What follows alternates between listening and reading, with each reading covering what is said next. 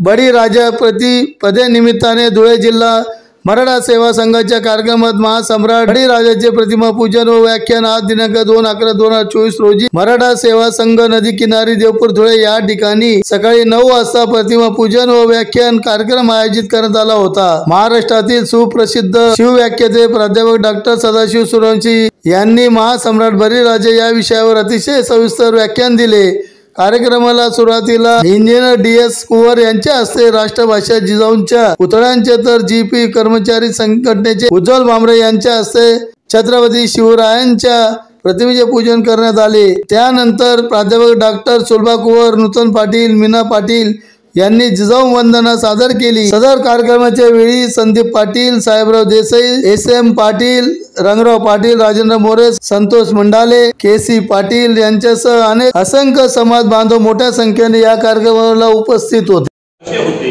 हे त्यांच्या समोर आल्याशिवाय राहणार नाही, कारण की आपली खानदेशी संस्कृतीच नव्हे तर संबंध हा अभिराय देश म्हणून जो काही होता हे भारतवर्ष पूर्वीच्या काळी खऱ्या अर्थानं म्हणजे जे काही वेगवेगळ्या खंडांमध्ये विभागलेलं होतं या सर्व खंडांचं अधिराज्य हे महासम्राट बळीराजांचं होतं आणि त्यांच्या एकेका खंडाचा प्रमुख हा खंडोबा असायचा। त्यांच्या म्हणजे जो आज जिल्हा आपण संबोधतो अशा जिल्ह्यासारख्या परगण्याचा प्रमुख हा ज्योतिबा असायचा। एखादा महसूल विभाग असेल, तालुक्याचा विभाग असेल, असा तहसील महसूल जो काही विभाग असतो त्याचा प्रमुख हा मसोबा असायचा। या पद्धतीने बहुजनांची ही पूर्वपीठिका आहे। म्हणजे श्रावण पौर्णिमेला बळीराजाचा जो काही श्रावण अमावस्येला जो काही बळीराजांचा सण असतो ज्याला आपण पोळा म्हणून संबोधत असतो, पोळ्याच्या दिवशी सर्व बळी वर्ग म्हणजे सर्व शेतकरी वर्ग हा आपल्या कृषी संस्कृतीचं प्रतीक असलेलं दैवत बैलाची, नंदीची बळीराजा म्हणून पूजा करत असतो आणि बैलाची पूजा करत असताना त्या दिवशी त्याला विश्रांती एवढ्यासाठी देतो की पुढे त्याला युद्धासाठी पुढच्या कामकाजासाठी तयार व्हायचं असतं, सज्ज व्हायचं असतं। ही श्रावण अमावस्येपर्यंतची गोष्ट झाली।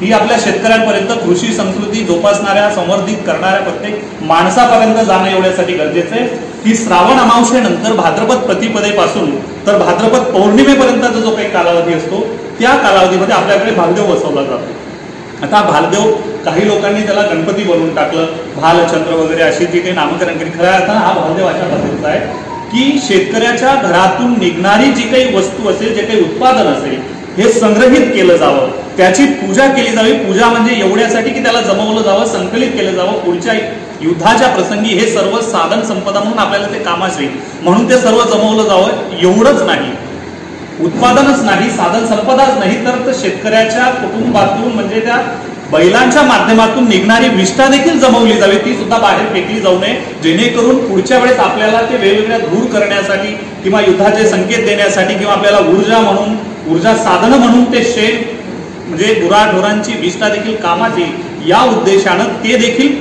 जमवलं जावं म्हणून ते आपल्या घराच्या दरवाजाच्या जवळच ते जमवलं जातं। आणि 15 दिवसापर्यंत मात्र हे सर्व नम्रतेने म्हणून लव्हाळ्याचं प्रतीक त्या ठिकाणी टाकलं गेलेलं आहे त्या भालदेवाच्या ठिकाणी।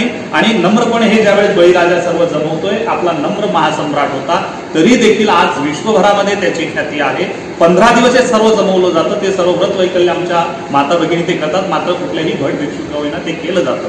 त्यानंतर भाद्रपदाच्या म्हणजे वद्य प्रतिपदेपासून युद्धाला प्रारंभ होतो, ते युद्ध सुरू होतं आणि पुढचे 15 दिवस भाद्रपद अमावस्येपर्यंत चाललं जे काही युद्ध चाललं त्या काळी महासम्राट बळीराजा आणि वामनाच्या सैनिकांमध्ये जे काही युद्ध चाललं, 15 दिवस चालणाऱ्या या युद्धामध्ये असंख्य आपले पूर्वज त्या ठिकाणी मारले गेले, असंख्य लाखो सैनिक त्या ठिकाणी मारले गेले आणि त्यांची आठवण म्हणून आज आपण आपल्या घरामध्ये भाद्रपद वद्य प्रतिपदेपासून भाद्रपद अमावस्येपर्यंतचा जो काही आपण उत्सव साजरा करतो, आपल्या घरामध्ये आपले वडील, आजोबा, आजी म्हणजे आपले पूर्वज जे काही वारलेले असतील त्यांच्या वारलेल्याच्या तिथीवरती आपण प्रतिपदेपासून अमावस्येपर्यंत जो काही पित्तरपाटा साजरा करतो, त्यांची जी काही आगेरी टाकतो, याचा उद्देश असा आहे की त्या युद्धामध्ये जे आपले पूर्वज मारले गेले, आपला पूर्वज कोणत्या दिवशी कोणता मेला या 15 दिवसाच्या कालावधीमध्ये आपल्याला त्याची निश्चित तारीख माहित नसल्यामुळे आपल्या घरातला माणूस ज्या दिवशी गेलेला आहे त्याच्या त्या तिथीला त्या पूर्वजांची आठवण म्हणून आपण ती आग्यारी काढतो। आग्यारी या शब्दाचा अर्थ साधा सोपा असा आहे, कुठल्याही भट भिक्षुका विना केलेला यज्ञ म्हणजे आग्यारी आहे आणि तो आपण आपल्या चुलीमध्ये विस्तवामध्ये अन्न त्या ठिकाणी टाकून ती आग्यारी तो सण म्हणजे ती पित्तरपाटा हा 15 दिवसाचा आपण साजरा करतो। 15 दिवस हे युद्ध चाललं, जे काही वामनाचं आणि बळीराजांचं सैन्य याच्यामध्ये जे काही युद्ध झालं 15 दिवस युद्ध चालल्यानंतर मग पुढे भाद्रपदानंतर आश्विन शुद्ध प्रतिपदेपासून विंध्यावली राणीने म्हणजे बळीराजांच्या पत्नीने त्या राणींनी सर्व आपल्या सख्यांसमवेत एक व्रत त्यांनी ठेवलं, अन्नत्याग केला की या युद्धामध्ये आमच्या महासम्राटांना आमच्या राजांना विजय प्राप्त होत नाही, यश मिळत नाही. मग त्यासाठी त्यांनी व्रत ठेवलं आणि ते व्रत अन्नत्याग करून त्यांनी ते व्रत ठेवलं. ते 9 दिवसाचं व्रत आहे जे आपण नवरात्र म्हणून संबोधत असतो. प्रत्येक दिवस त्या देवीचा त्या मातेचा विंध्यावली राणींनी जो काही घालून दिलेला आहे खऱ्या हाताने ते 9 दिवस चालणारं जे काही व्रत होतं आणि 9व्या दिवशी आपल्याला विजय प्राप्त होतो. आणि त्यानंतर आपण वेशीवरती जे काही शिलांगण खेळण्याचा प्रकार आहे तर तो युद्धामध्ये विजय प्राप्त झालेला तो दिवस आहे 9वा दिवस आश्विन शुद्ध नवमी. त्यानंतर मग आता रात्री संध्याकाळच्या वेळेस सर्व सैनिक जमतात.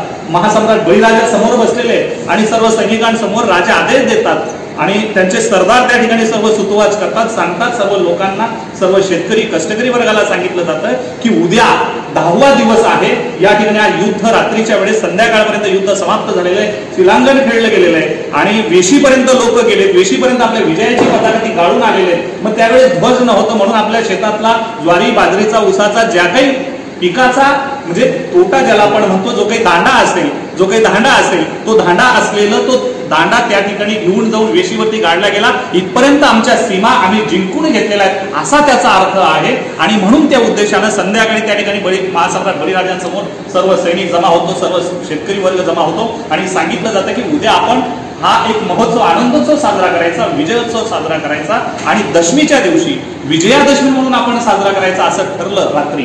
आणि मग त्या दिवशी रात्री जंगलामध्ये दबा धरून बसलेलं वामनाचं सर्व सैन्य आणि हा 3.5 फुटाचा आता 3 पुराणांमध्ये 4 कथा आलेल्या आहेत. या 4ही कथांमध्ये वेगवेगळा उल्लेख आले ऐकून बाहेर येतात. कारण की महासम्राट बळीराजांची ख्याती होती की दान करण्यामध्ये त्यांच्यासारखा दानी पुरुष या 3ही लोकांमध्ये कोणी नाही असं सर्व या लिहिणाऱ्या लेखण्यांनी लिहून ठेवलेलं आहे. आणि त्यांनी जे काही लिहून ठेवलेलं आहे खऱ्या अर्थानं त्यांची ही देखील हिंमत झाली नाही, ही धाडस झालेली नाही. जो आपला शत्रू आहे त्याच्याविषयी काहीतरी वाईट लिहावं हे देखील त्यांना लिहिता आलेलं नाही. याच्यावरनं महासम्राट बळीराजा किती दानी असतील, किती त्यागी असतील, किती पराक्रमी असतील, किती लोकहितकारक असतील याची कल्पना आपल्याला येते. आणि ज्यावेळेस तो वटू ब्राह्मण म्हणजे कार्तिक शुद्ध प्रतिपदेच्या दिवशी दसऱ्यापासून 21व्या दिवशी आमचे बळीराजा या ठिकाणी पुन्हा आम्हाला भेटायला येतील या आशेने या अपेक्षेने आमचा पुरा समाज या ठिकाणी आनंदोत्सव साजरा करतो.